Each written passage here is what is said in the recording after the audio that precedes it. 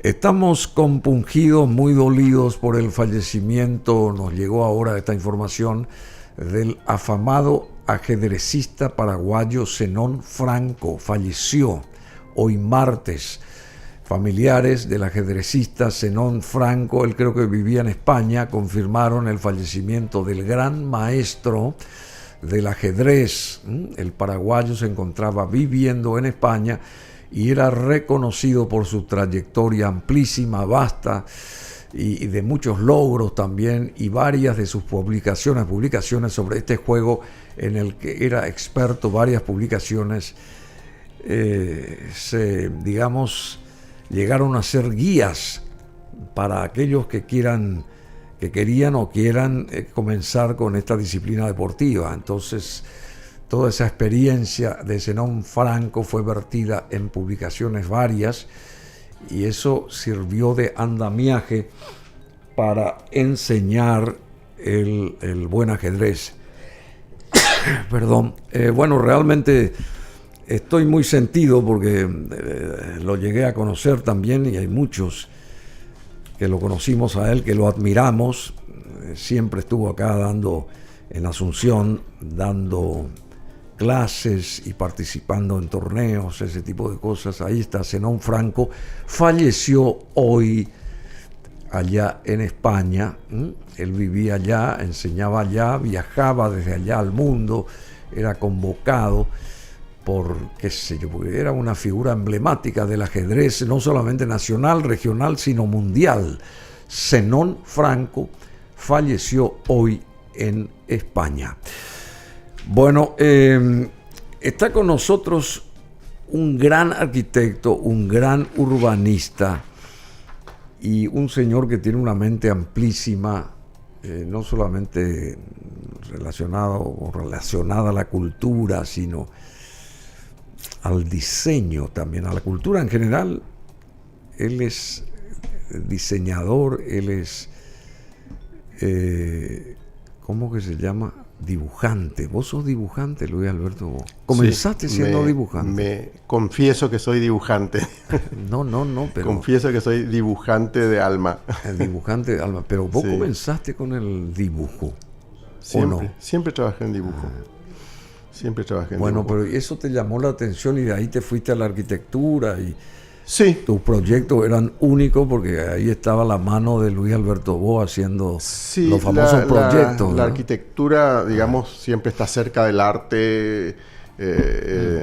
Hay mucha afinidad entre las artes visuales y la arquitectura. De hecho, siempre han formado un solo cuerpo, digamos, en la historia, ¿verdad? Hasta que se fue especializándose a medida que la complejidad, digamos, de la vida y de la sociedad requería mayor especialización. Pero antes, arquitecto y artista era artista plástico, pintor, escultor, eran la misma cosa. Brunelleschi, Bramante, qué sé yo, todos los arquitectos del Renacimiento no tenían una distinción, una separación entre el ejercicio de la arquitectura y el ejercicio de las otras artes, ¿verdad? Pero ellos eran mucho más que los de la era moderna, digamos. ¿Qué tenían ellos, esos señores? Y ahí entra, qué sé yo, ¿cómo se llama? El de la Capilla Sistina. Claro, Miguel Ángel. Miguel Ángel, el qué sé yo, todos esos grandes genios. Ellos eran señores superdotados, tenían cualidades que nunca después se pudieron emular, digamos. ¿Qué pasó con ellos? Un poco de todo, digamos. A ver, por un lado, obviamente fueron personajes genios, ¿verdad? Si Mozart fue un genio, o sea, Miguel Ángel fue un genio, digamos. Eso entra en una categoría especial de la humanidad, por un lado. Pero por otro lado, convengamos en que la sociedad y las exigencias de la sociedad eran menores, ¿verdad? Una sociedad menos compleja, una sociedad con menos tecnología, o sea, se abarcaba más con más facilidad. Hoy día es imposible, digamos, esa cultura renacentista que se tenía antes, en donde abarcaba de todo, ¿verdad? Hoy día eso es imposible, ¿verdad? La especialización, la profundización en una serie de aspectos mucho más específicos hace que uno no pueda hacer... Sí, bueno, pero la arquitectura de aquellos tiempos, que hasta ahora sobresale, digamos, y no hay nada que imite eso. A eso voy, o que se acerque tan siquiera, porque vos ves, qué sé yo, los trabajos, las volutas, esos techos de la Capilla Sixtina pintados, por ejemplo. ¿Cómo se hacía eso? Y ahora eso no se hace ni teniendo todo el oro del mundo ahí. Es impresionante, Bruno. Vos sabes que... Vos nunca comparaste eso, aunque sea mentalmente. No, lo comparé in situ cuando estuve en la Catedral de Florencia. Qué fabulosa Florencia. Maravillosa. Subí la escalera hasta arriba, hasta la linterna, hasta el último elemento de la cúpula, revisando, mirando cómo se fue construida, porque se sube dentro de la cúpula en un espacio doble que hay, digamos, en un espacio intermedio entre dos cúpulas, de hecho, o en la del Vaticano, claro. La de San Pedro. Pero tenemos imágenes ahí del Vaticano, a ver si muestran eso, por favor. Pero vos sabes que cuando ves la Catedral de Florencia y ves allá desde arriba toda Florencia, ves la escala que tiene eso, y una cosa gigantesca. Pero vos después bajás y te vas al Museo de la Ópera, o sea, de la obra, y vos ves, viejo, los elementos que usaban, unas cositas de madera, cuerditas, cositas, poleas. ¿Cómo pudo haberse construido esa cosa maravillosa? Eso creo que es en Florencia, ¿puede ser? Sí, eso es Florencia. Esta es la cúpula de la Catedral de Florencia, que hizo Brunelleschi. Eso. Ahí está. ¿Quién la hizo? Brunelleschi. Brunelleschi, sí. Y ahí está el famoso Brunelleschi, seguramente. Sí, señor. Y hablamos más de eso, estuviste y te fascinó esto. Cuando ves el museo donde están digamos, los instrumentos, las herramientas que se usaron para construir eso, no podés creer. Ahí se entran como unos... qué increíble. ¿Cómo hicieron con pero esto les llevó mucho tiempo hacer? Sí. Es más, la catedral en sí estuvo más de 100 años sin tener cúpula. Y era un desafío por el tamaño que tenía y por las características, por la forma, etcétera, etcétera. Y hasta que Brunelleschi dio una propuesta concreta. ¿Cuál fue la propuesta de eso? Y la propuesta... ¿En qué consistió? Y su propuesta consistió en... Unos arcos ojivales, es decir, hay una cuestión estructural de por medio muy compleja, con unas armaduras, unos refuerzos de hierro que él fue colocando a medida que se levantaba la cúpula. Y bueno, mira, 45 metros tiene. 45 metros, sí, casi 46. Brutal. Impresionante. Bueno, es la cúpula de la Catedral de Florencia. Y es maravillosa Florencia, ¿verdad? El estar ahí nomás. Hermosísima. Bueno, y acá tenemos Roma también. Sí. Pero eso todo, sí.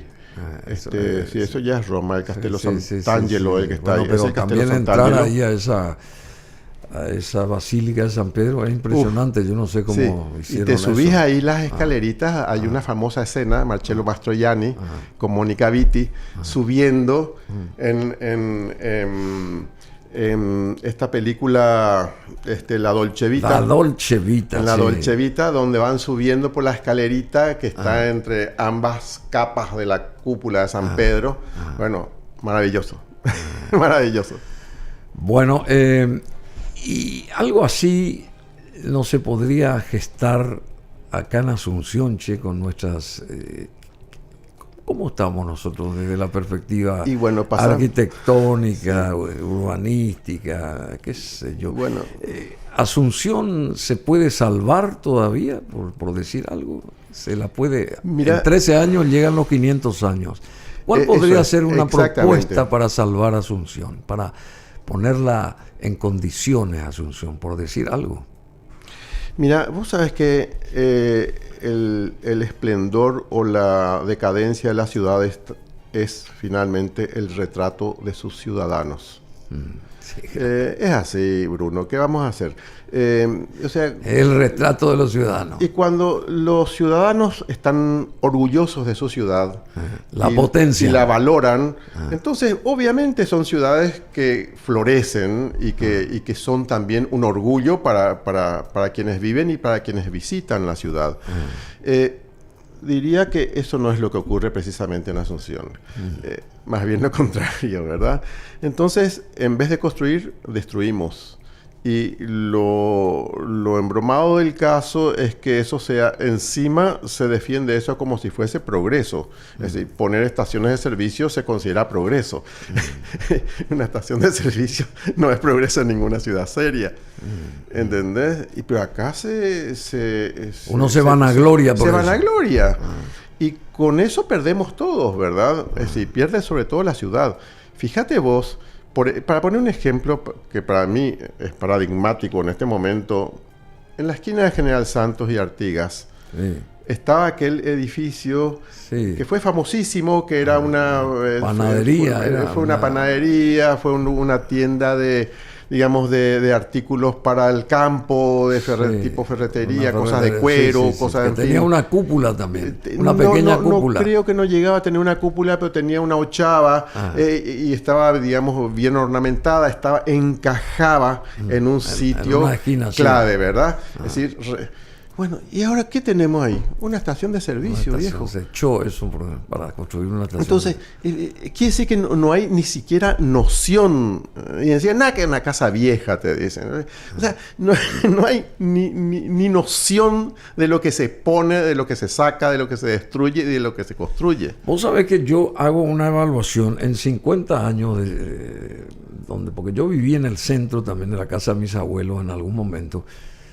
Y tengo 7 décadas ya encima, pero yo vivía ahí en el centro y me iba a los famosos cines, Granados, Victoria, Splendid, Roma, claro. Y no sé qué más, había otros cines más todavía, me quedo corto. Habían varios cines y qué cines, qué edificios eran, sobre todo el Victoria, tenía 3 pisos, al estilo Buenos Aires era ese cine. Y ahora ya no hay cine ahí, no existe. Y pasaron 50 años y ese centro de Asunción no se lo potenció para nada. Se quedó con la construcción, lo más moderno, el Hotel Guaraní, y quedó ahí. ¿Y cómo en 50 años no va a evolucionar un entorno? Esa es mi pregunta hacia vos, que sos urbanista y arquitecto. En 50 años vos tenés que impulsar ese centro, ¿verdad? Cuidarlo en primer término, claro. En segundo, potenciarlo, tal cual. Unir sus plazas, o no sé, tal hacer cual. Algo, poner fuentes, ¿por qué nada se hizo? Más bien fuimos para atrás. En ese aspecto te hablo, y en ese lugar. Es que, mira, te diría una cosa, Bruno. Los centros históricos de las ciudades tienen una evolución y tienen una evolución de características muy similares en todas las ciudades. Es decir, tienden a envejecer y a despoblarse por un proceso natural, digamos, de envejecimiento urbanístico, vamos a llamarlo de alguna manera, donde la gente va desplazándose del centro hacia zonas más residenciales, etcétera, etcétera. Son procesos urbanos, pero entonces, ¿qué es lo que se requiere? Se requiere capacidad de gestión para revertir eso, para revalorizar el centro, para que la gente no huya de Asunción. ¿Perdón? Para que la gente no huya de Asunción. Exactamente, para que el centro vuelva a tener sus vida, atractivos, digamos, y su vida, ¿verdad? Diferente, obviamente propia. Ya diferente, porque no es la misma sociedad, no es la misma base demográfica, pero justamente en eso consiste la habilidad en la gestión y en la administración urbana de los centros históricos. Y hay ejemplos a patada, ¿verdad? En todo el mundo, de ejemplos exitosos, donde...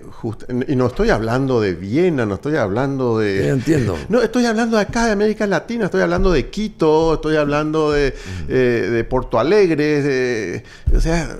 Vamos, o sea, estamos Curitiba. hablando de Curitiba, o sea, donde no son cosas de otro mundo. O sea, entonces, sí, lo que sí es categórico, que tiene que haber visión, tiene que haber capacidad de gestión, tiene que haber compromiso. Y con eso la no ciudad. hay. Y eso, evidentemente, o sea, los resultados te dicen, Bruno, que no hay.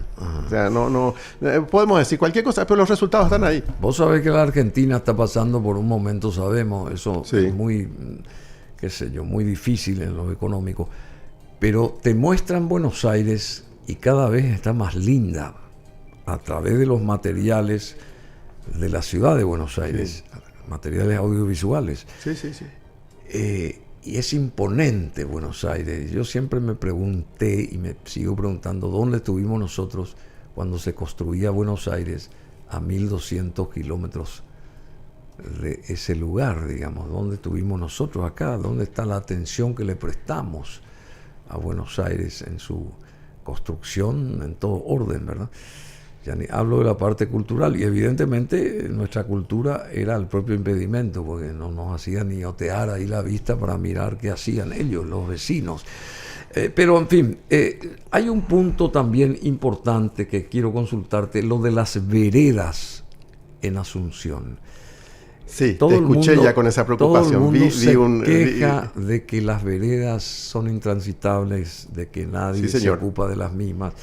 La municipalidad le echa la culpa al frentista, de que el frentista es el que tiene que cuidar la vereda, pero cuando la municipalidad quiere meter sus caños a través de la SAP o también a través de la municipalidad, haciendo no sé qué cosas, cablerío y compañía, levanta todas las veredas y se lava las manos y le deja al frentista, que tenía bien su vereda, le deja al frentista con la problemática de reorquestar de vuelta sus veredas. Vi tu programa de la vez pasada. ¿Qué es eso? Donde estabas hablando con otro arquitecto. Porque vos tenés la contracara. Habrás conocido, tuviste cientos de veces, seguramente en Río de Janeiro. Todas las veredas son iguales. Se pensó, ¿verdad? La famosa Avenida Atlántica, claro, que también contiene estaciones de servicio, pero todo organizacionalmente hecho, ¿verdad? O sea que vos venías en la carretera, entrabas, cargabas, salías, pero está todo organizado y con las veredas todas iguales. ¿Por qué acá no es tan difícil eso, Che? Bueno, a ver, para tocar el tema de la vereda específicamente, sí, hay una contradicción en el aspecto legal. En la ley orgánica municipal te establece que a partir de tu línea municipal, donde termina tu terreno, que da a la calle, a partir de ahí es espacio de dominio público municipal. O sea, calzada y vereda son espacios de dominio público municipal. Eso tiene un estatuto legal muy específico.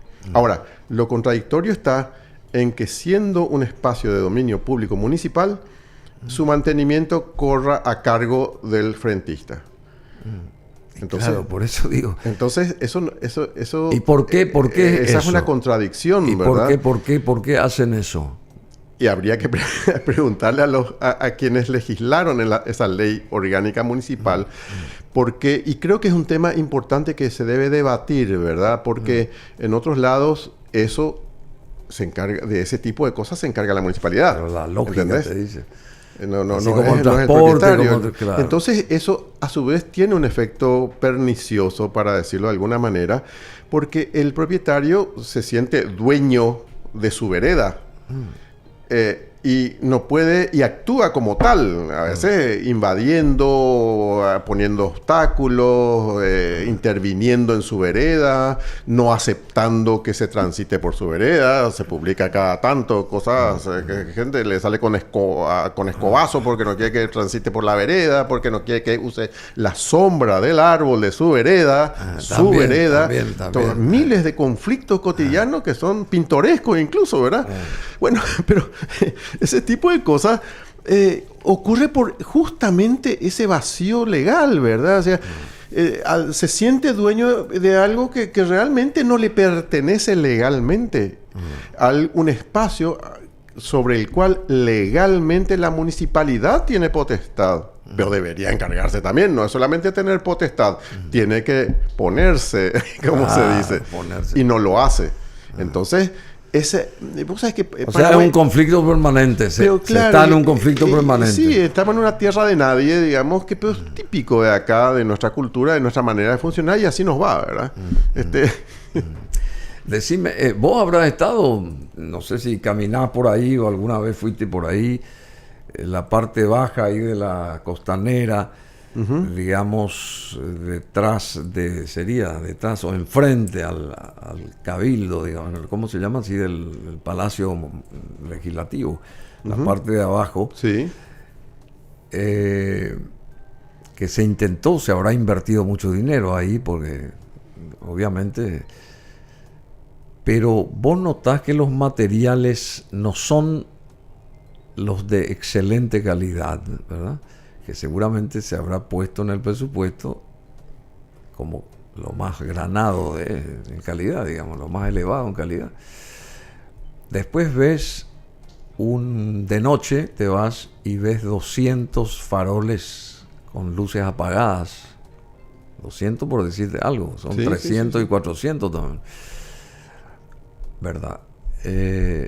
Después el arpa de este muchacho Pistilli es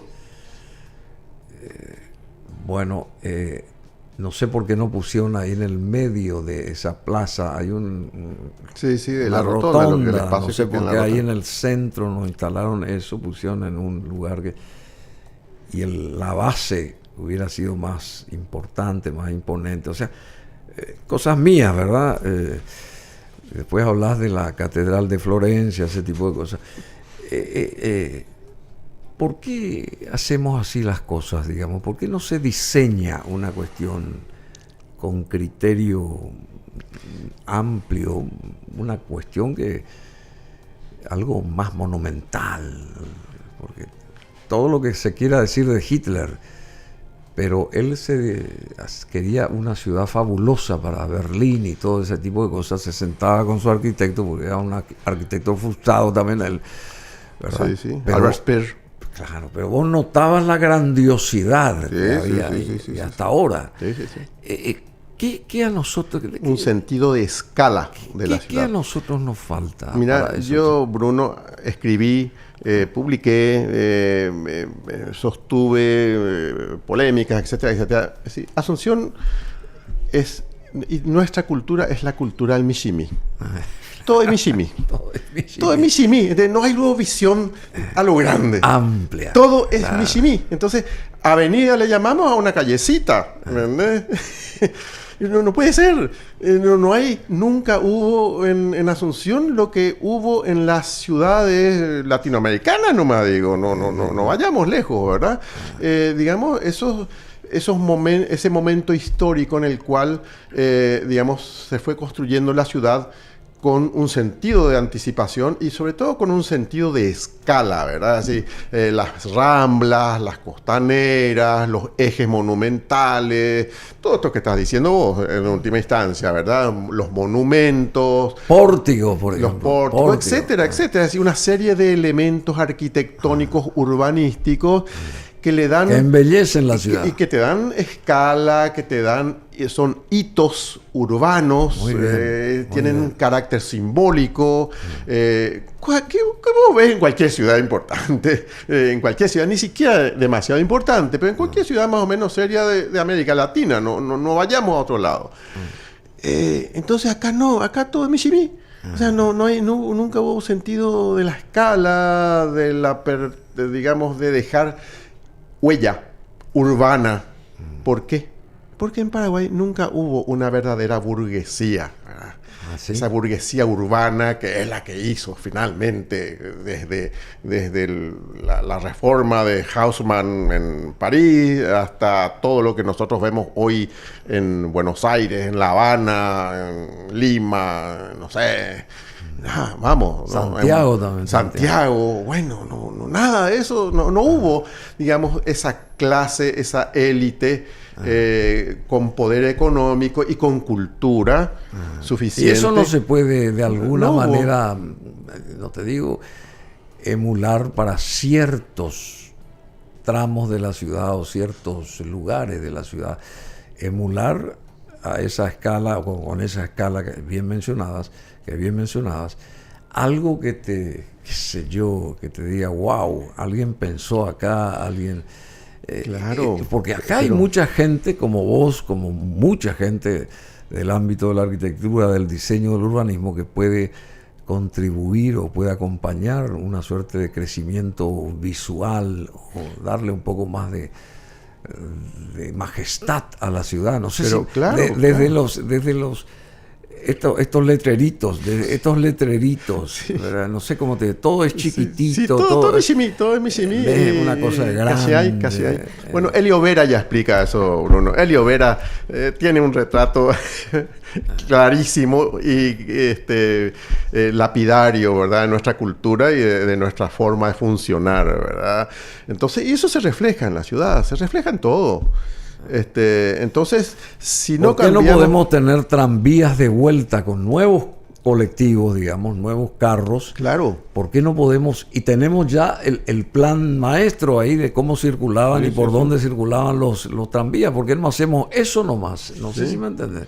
Totalmente. Y un tranvía no le molesta a nadie porque son dos vías que van ahí, nadie se mete ahí, el tranvía se va solo. Yo recuerdo, probablemente vos también recuerdes, el tranvía ahí, cuando las voces, las quejas que se reflejaban en los periódicos, que entorpecen el tránsito, que molestan el desplazamiento vehicular, que son lentos, o sea, había una campaña contra los tranvías. Eso nos olvidamos nosotros también. Y esa campaña era de esa minoría, porque en ese entonces era una absoluta minoría la que tenía auto, pero tenían el peso, digamos, y la representatividad falsa, ficticia, ¿verdad? De presentarse como representantes del interés general. Pues es clásico, es decir, cuando las minorías tienen poder de instalar su narrativa y lo hacen como en representación del interés general. Eso es un caso típico, digamos. Entonces, ¿qué es lo que ocurrió? Y por supuesto, entonces se levantaban las voces en protesta contra los tranvías y ahí tenés, ¿verdad? Terminaron los tranvías. Y si a eso vos le añadís la falta de eficiencia en la administración, la falta de gestión, qué sé yo, bueno, ya tenés la receta. Decime, y eso no se puede volver a, digamos, a aplicar, o sea, traer los tranvías de vuelta, no sé. Mira, pero claro que sí, claro que acá si hay una prioridad, si hay un déficit, si hay una deuda enorme, es la de la movilidad urbana. Es una vergüenza. Y yo siempre suelo decir, si querés saber cuál es el estado de desarrollo de una sociedad, fíjate en su transporte público. Y eso no falla, ¿eh? No falla. Nunca. Sí. Sociedad desarrollada, transporte público decente. Sociedad subdesarrollada, transporte público penoso, miserable, humillante como el que tenemos. Humillante. Y querido Luis Alberto, y nuestras plazas, ¿cómo podemos hacer que nuestras plazas cobren vida? Porque esa es la verdad. ¿Para qué es una plaza? Mira, ¿para qué es una plaza? Un lugar para ir a distenderse, ¿verdad? Pero claro, básicamente. Para mil cosas, porque claro, es para el disfrute de la ciudadanía, dice en la ley, para uso y disfrute de la ciudadanía, dice en la ley, ¿verdad? En la ley orgánica municipal. Esos son los espacios públicos municipales. Ahora, ¿qué pasa? A ver, la plaza, y eso siempre pues nos olvidamos, nos quedamos nada más en la cáscara de las cosas. Una plaza no es solamente el espacio que está ahí. Sí. Una plaza es la gestión que se haga de la plaza. Entonces, un espacio, o sea, vos tenés que tener la capacidad de gestión y la visión para que ese sea un espacio vivo. No un espacio muerto que puede ser ocupado de cualquier manera por cualquier atorrante, de cualquier manera, ¿entendés? Entonces, eso significa gestión. ¿Qué significa? Significa que vos tenés que tener un plan de actividades, un plan de cuidado, un plan de control, digamos, de vigilancia en el buen sentido del término, para que no haya un mal manejo de esos espacios. No ocurran desmanes. Para que haya un buen uso, un uso equitativo para todos. En fin, gestión. O sea, la plaza no es solamente el espacio, es espacio más gestión. Y eso nosotros nos olvidamos muy fácil. Y si aplicamos a ese lugar también, amén de la gestión, que se agregaría ahora, porque no existe eso, pero vamos a agregar gestión. Si vos ubicás, por ejemplo, mástiles altos, elevados, importantes, con banderas y con iluminación, por ejemplo, y esos bancos bien diseñados como existen en cualquier parte, sí. En Francia, en Alemania, en Argentina, en cualquier lugar, en New York. Mobiliario urbano. Bueno, decime, y fuentes de agua, por ejemplo. Cuesta mucho hacer eso, plantear una cosa así. ¿Por qué nosotros no tenemos en cuenta ese tipo de ropaje para nuestras plazas? Es más que ropaje, Bruno, es justamente tener noción del valor que tienen los espacios públicos, los espacios abiertos de uso público. Darle valor simbólico también, no solamente el valor físico, material. Y eso es aquello que vos estás mencionando, es decir, elementos que realcen, que digamos, sostengan, que le den fuerza a un espacio y que le den más simbolismo, etcétera, etcétera, ¿verdad? Hay espacios, en cualquier ciudad vas a encontrar que hay plazas que son más para ese tipo de cosas, ¿verdad? Son plazas más representativas, espacios más simbólicos, más... y otras... Ya no te hablo ni de escultura. Porque... No, claro. No. Se pone una escultura y pintan ahí la escultura. O la roban. O la roban o la rompen. Como ha pasado. O sea, entonces... por eso te digo, es una cuestión de cultura, es una cuestión de, digamos, de... ¿Y eso cómo se revé, digamos? ¿Hay que empezar a estudiar de cero eso? Estudiar todos, instalar unos chips así, hay que estudiar, hay que culturizarse. ¿Cómo hay que hacer? Y sí, Bruno, estás tocando un punto clave, que es justamente la cultura de un pueblo, la cultura de una sociedad. Es el valor, porque de eso depende el valor que una sociedad le da a cada cosa que forma parte de su vida cotidiana, ¿verdad? Y ahí vos ves entonces la dejadez, la ignorancia, digamos, el cachiaicismo, para decir... Todo igual. Todo es cachiai y michimi, ¿entendés? Entonces... ¿qué puede esperar? Entonces, pero si vos decís, bueno, por lo menos, digamos, la gente que tiene a su cargo esa responsabilidad tuviese mayores... Una visión. Pero Bruno, esa gente es elegida, bueno, es la gente que la gente elige, ¿verdad? La gente que está ahí es gente que la gente elige. Y bueno, no vamos a plaguear. No vamos a plaguear, vamos a terminar esto porque no vamos a llegar a ningún lado. Pero y supongamos que a vos alguien te diga, creo que te dije alguna vez, Luis Alberto, vos, ¿por qué no nos diseñás? No que seas vos la parte administrativa, porque no es lo tuyo, pero que no te metas ahí ni te esfuercen a meter ahí, sino si... ¿Nos podrías diseñar un centro, el centro histórico de Asunción, pero convertirlo con notoriedad, con mayor brillo, ¿Te animarías a hacer una experiencia así, por lo menos diseñar lo que se debe de hacer? No sé si habrás hecho para vos mismo una cuestión así, no presentaste nunca, nadie te preguntó, también puede ser otra posibilidad, ¿verdad? Pero... si vos tuvieras que diseñar ahí el centro nuestro, ese centro de 50 años que te dije que se fue para atrás en vez de irse para adelante, ¿qué se podría hacer ahí?